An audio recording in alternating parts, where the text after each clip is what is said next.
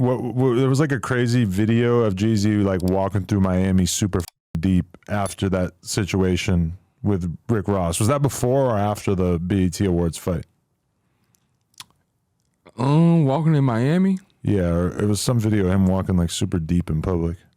I think that was that was an award show they had in Miami that year. Oh, okay. It was something that's why we was. Matter of fact, it was Memorial Weekend. That's Memorial Weekend. Okay. Yeah. But do you remember like what conversation had to take place between Jeezy and Rick Ross to actually get them to the point of being cool after that? Whatever conversation took place, I'm sure Def Jam set it up. You know what I'm saying? They both signed to Def Jam. But like I said, that Rick Ross beef really wasn't nothing. It was just some ego, and it got squashed so quick. It really wasn't nothing. Back to friends. Okay. But the DJ drama thing was a bit more serious? Yeah, the DJ drama thing was a bit more serious, yeah. So what's your recollection of how that actually got set off?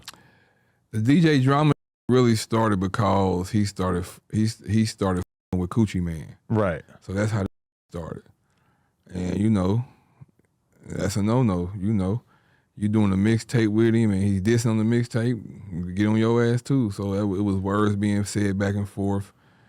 And somebody had, some shit had happened where somebody had got touched. So it escalated. Who got touched?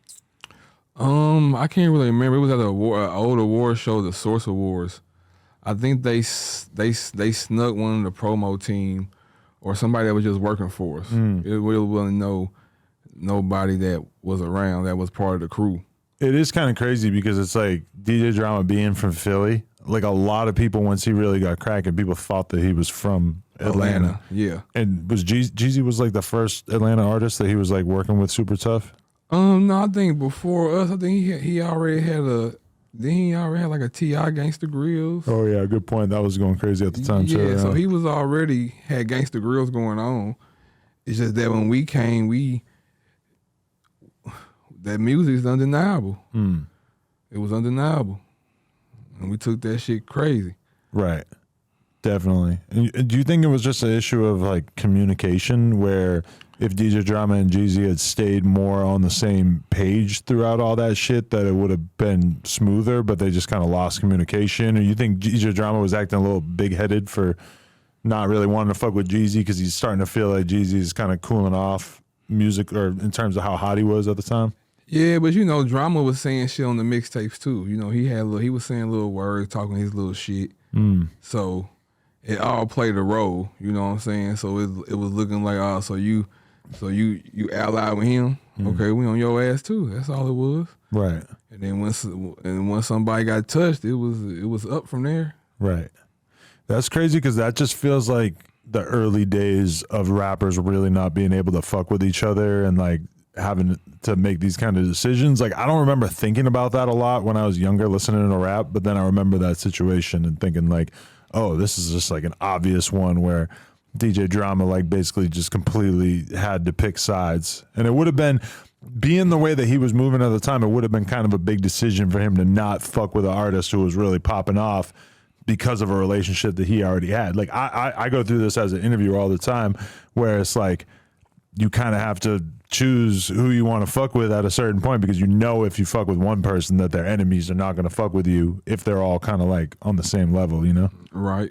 And that's what happened with the shit you seeing now with the Boy and T.I. ending their beef. Gucci and T.I. just squashed their beef on stage this weekend or something. Never had no beef. Beef is when motherfuckers get touched. Right. Beef is when, what Biggie say, when I see you, it's gonna be I see you. Right. That's what beef is. They just had problems because T.I. chose the side back then. And he chose Jeezy's side. So that's what it was. So that's why, you know, he was throwing shots at T.I., but they never had no real run-ins and beefs and like none of their crews never collided or nothing. Right. So it really wasn't no beef. It was just that shit.